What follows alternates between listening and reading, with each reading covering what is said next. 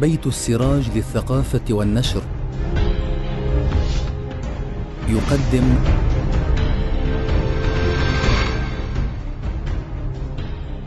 محاضرات لسماحة الشيخ أكرم بركات.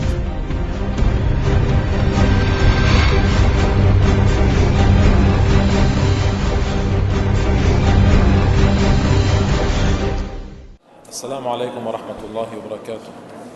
بسم الله الرحمن الرحيم. الحمد لله رب العالمين، وصلى الله على سيدنا محمد وآله الطيبين الطاهرين. اللهم صل على محمد. قال الله تعالى: واعبدوا الله ولا تشركوا به شيئا. أمر بعبادة الله وعدم اكتفاء بهذه العبادة، لأن الله تعالى قد يعبد، ولكن مع عبادته قد يكون هناك شرك. فلذلك قال الله: واعبدوا الله ولا تشركوا به شيئا، أن لا تجمعوا مع العبادة شركا بأي نوع من أنواع الشرك، ولا تشركوا به شيئا. وهذا ما يفيد بأن الشرك له أنواع. من هذه الأنواع التي يحذرنا الله سبحانه وتعالى منها الشرك بالذات. هلأ في واحد يبدل العنوان، يقول إن الأمر بعدم الشرك هو أمر بالتوحيد، فالله تعالى أمرنا أن نوحده بعدة أنواع. من هذه الأنواع التوحيد بالذات، أن لا نشرك به بالذات، أن نوحده بالذات. كيف نوحده بالذات؟ في مسألة غير مبتلى بها، ولكن هي مسألة عقائدية، بأننا حينما نؤمن بأن الله تعالى هو غني يعني هو لا يحتاج إلى شيء. فإذا كان لا يحتاج إلى شيء يعني هو ليس مركبا، لأن المركب يحتاج إلى أجزائه. فإذا حينما نقول يجب أن نوحد الله في الذات، يعني يجب أن نعتقد بأن الله تعالى هو غير مركب، يعني لا جسم له. هاي مقابل العقيدة الجسمية، يعني نحن واضح في عقيدتنا بأن الله تعالى هو ليس مركب وليس له جسم، ولكن يوجد بعض الناس ممن اعتقدوا أو يعتقدون بأن الله تعالى له جسم. كل ما نتصوره عن الله، عن حقيقة الله، هو وهم، لأن ما نتصوره محدود، بينما الله تعالى مطلق لا حد له. من أنواع التوحيد التي هي في مقابل الشرك التوحيد في الخالقية، بأن نؤمن بأن الله تعالى هو خالق كل شيء. إذا نقرأ القرآن الكريم نجد أن هناك الكثير من الآيات التي تدعو إلى توحيد في الخالقية، وتؤكد على أن الله هو خالق كل شيء، ولا يوجد خالق غيره مستقل في خلقه. قال تعالى: الله خالق كل شيء وهو على كل شيء وكيل. ذلكم الله ربكم خالق كل شيء لا إله إلا هو. ذلكم الله ربكم لا إله إلا هو خالق كل شيء فاعبدوه. أن يكون له ولد ولم تكن له صاحبة وخلق كل شيء، إلى آخره من الآيات التي تؤكد بأنه خالق كل شيء. هلا نحن غير معقدين من كلمة خلق، يعني يمكن أن ينسب الخلق لغير الله ولكن بشكل غير مستقل، لأننا نقرأ في القرآن الكريم عن النبي عيسى سلام الله تعالى عليه بأنه قال: أخلق لكم من الطين كهيئة الطير فأنفخ فيه فيكون طيرا بإذن الله. هو قال أخلق لكم، نسب الخلق إليه، نسبة الخلق إليه، ولكن بإذن الله ما عندنا عقدة منها. التوحيد في الخالقية يعني أن نوحد الله سبحانه وتعالى بأنه الخالق المستقل. أما غيره حينما يشكل من مادة سابقة، هذا ليس خلقا مستقلا. مثل البناء لما يبني بيت هو يشكل، فيك تقول عنه باللغة العربية بأنه خلق، بمعنى شكل هذا المنزل من مادة سابقة، ولكن هو غير مستقل في فعله. إذا كان غير مستقل ما في مشكلة، بس أن يعتقد الإنسان بأن هناك خالقا غير الله، بأن هناك خالقا غير الله مستقل عن الله. يعني مثل ما الله سبحانه وتعالى حدثنا عن قارون شو قال؟ قارون قال إنما أوتيته على علم عندي، إنما أوتيته أنا على علم عندي أنا، نسب العلم إليه بأنه هو الذي أوجده وخلقه فأشرك بذلك. الإنسان المؤمن بالله حينما يريد أن ينسب الكمالات عليه أن يلتفت إلى أن الله تعالى هو خالق الكمالات. كل كمال يرى جمالا هذا الجمال من الله، يرى علما هذا العلم من الله، يرى بهاء هذا البهاء من الله. أي شيء يراه في ناحية الكمال لابد للإنسان أن يعتقد بخالقية الله له. المرتبة الثالثة أو النوع الثالث من التوحيد، التوحيد في الربوبية التكوينية.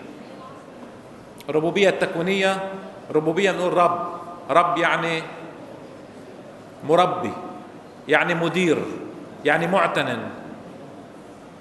من التوحيد اللازم للمؤمن أن يوحد الله بأن الرب المدير المدبر المستقل في تدبيره وإدارته هو الله سبحانه وتعالى، هو الذي يدير كل الكون. القرآن الكريم أكد هذا الأمر: إن ربكم الله الذي خلق السماوات والأرض في 6 أيام ثم استوى على العرش يدبر الأمر. هو يدبر الأمر، ما من شفيع إلا من بعد إذنه. ذلكم الله ربكم فاعبدوه. هو يدبر الأمر في الكائنات وهو يدبر أموركم، هو ربكم. الله الذي رفع السماوات بغير عمد ترونها ثم استوى على العرش وسخر الشمس والقمر كل يجري لأجل مسمى، كل يجري لأجل مسمى يدبر الأمر يعني هو الرب في كل أمر. كمان بيقول لعلكم بلقاء ربكم توقنون. ونحن نقول في سورة الفاتحة الحمد لله رب العالمين. والرب هنا كما تحدثت في الخالق، الرب يعني الرب المستقل. المشكلة كانت بين النبي صلى الله عليه وآله وبين المشركين في قريش، ما كانت حول الخالقية. القرآن الكريم مثلا بيقول عن المشركين الذين حاربهم النبي: لئن سألتهم من خلق السماوات والأرض ليقولن الله. طيب لكن شو بيعبدوا الأصنام؟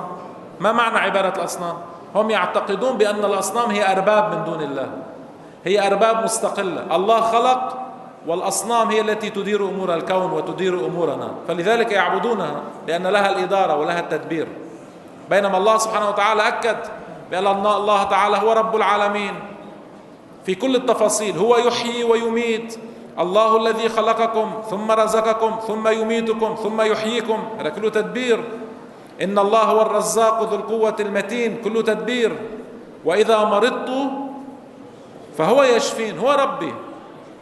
أفرأيتم ما تحرثون أأنتم تزرعونه أم نحن الزارعون. هو الرب، هو الذي يزرع، هو الذي يفعل كل شيء في تدبير كل شيء.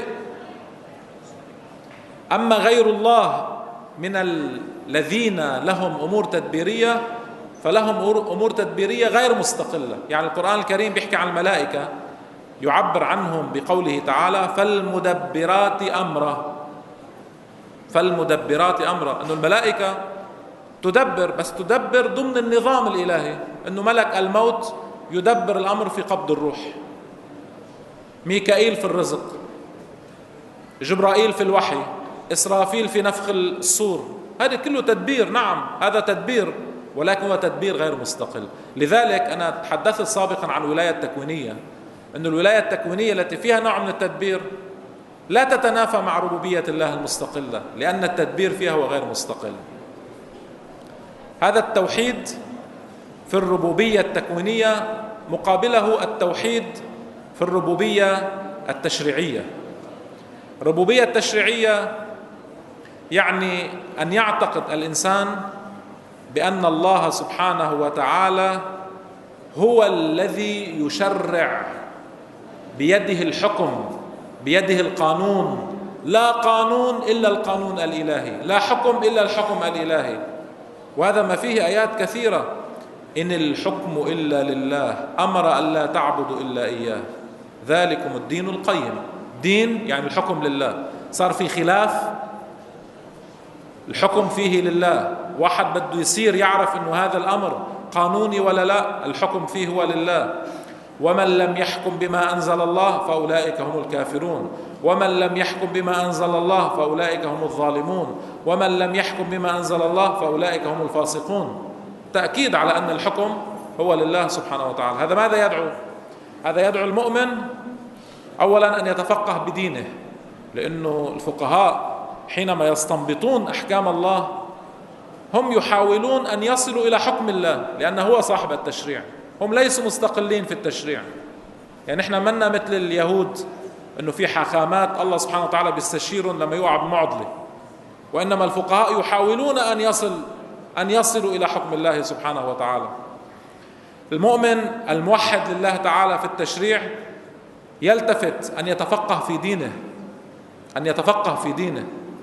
بده يفوت بالتجارة بيتفقه بالتجارة، بده يفوت بالصناعة بيتفقه بالصناعة، بده يفوت بالإدارة بيتفقه بالإدارة، كما يتفقه لصلاته ولوضوئه ولصومه ولحجه، أن يتفقه في كل خطوة يخطوها طالما يعتقد بأن القانون هو لله سبحانه وتعالى.